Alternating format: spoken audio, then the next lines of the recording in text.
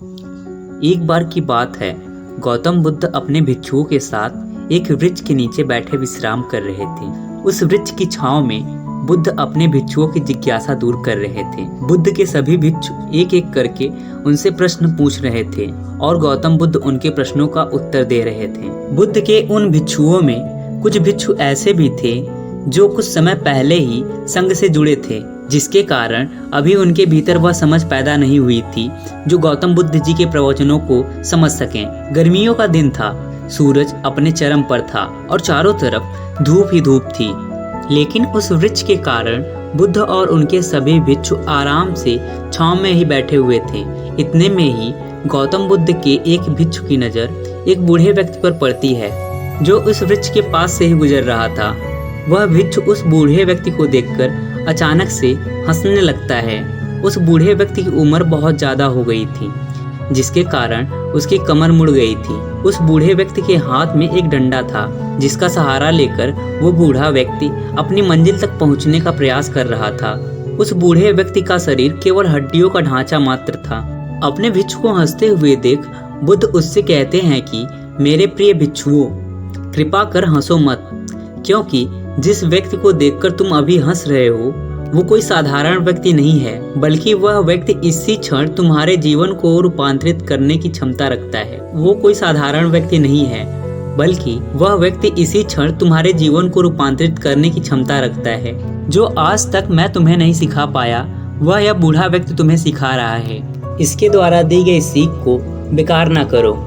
बुद्ध की ये बातें सुनकर वह भिक्षु बुद्ध से कहता है कि मुझे क्षमा करे बुद्ध, पर मुझे ये समझ नहीं आ रहा है कि एक बूढ़ा व्यक्ति जो खुद अपने शरीर और बीमारियों से लाचार है, वो मुझे क्या सीख दे सकता है। फिर बुद्ध जी उस भिक्षु से कहते हैं कि ये बूढ़ा व्यक्ति तुम्हें तुम्हारा भविष्य दिखा रहा है। जिस बुढ़ापे और लाचारी को देखकर तुम अभी हंस रहे हो, वो बुढ़ापा और लाचारी तुम्हारे जीवन में भी आने वाला है। वह बूढ़ा व्यक्ति तुमसे कह रहा है कि अभी समय है, इस स्वस्थ शरीर का अच्छे कर्म करने के लिए उपयोग करो। अगर तुम्हारा ये स्वस्थ शरीर तुम्हारे हाथ से निकल गया तो फिर से वापस नहीं आएगा, और अभी तुम्हारा ये शरीर सही से काम कर रहा है, जैसे कि तुम्हारे हाथ, पैर, आँख, कान और ये सभी चीज़ें सही से काम कर रही हैं। क्या यह छोटी बात है? और क्या तुम इसे मामूली सी बात समझ रहे हो? यह घटना कोई साधारण घटना नहीं थी जो अभी तुम्हारे साथ घटी है, और ये घटना तुम्हारे जीवन को बदलने की क्षमता रखती है। ठीक इसी तरह की घटना ने मेरा जीवन बदला था, और इस तरह की घटना के कारण ही आज मैं बुद्ध हो पाया हूँ। फिर वह भिक्षु बुद्ध से कहता है कि क्षमा करे बुद्ध, परंतु मेरे मन में यह विचार नहीं आया कि मैं उस बूढ़े व्यक्ति से कुछ सीख सकता हूँ। उसे देखकर केवल मुझे हंसी आ गई। फिर बुद्ध जी कहते हैं कि ऐसा इसलिए हुआ क्योंकि तुम्हें अपने भीतर कहीं ना कहीं लगता है कि जिस स्थिति में आज वो बूढ़ा व्यक्ति है, उस स्थिति में तुम कभी नहीं जाओगे। जिस बुढ़ापे और लाचारी का सामना आज वो बूढ़ा व्यक्ति कर रहा है, तुम्हें लगता है कि उसका सामना तुम कभी नहीं करोगे, इसलिए तुम उस बूढ़े व्यक्ति को देखकर हंस पाए। तुमने सच्चाई को नज़रअंदाज कर दिया। अगर तुम सच्चाई को देख लेते तो चाह कर भी अपने आँखों से आंसुओं को नहीं रोक पाते, परंतु तुमने सत्य को अनदेखा कर दिया और तुम बहुत बड़ी संभावना से चूक गए।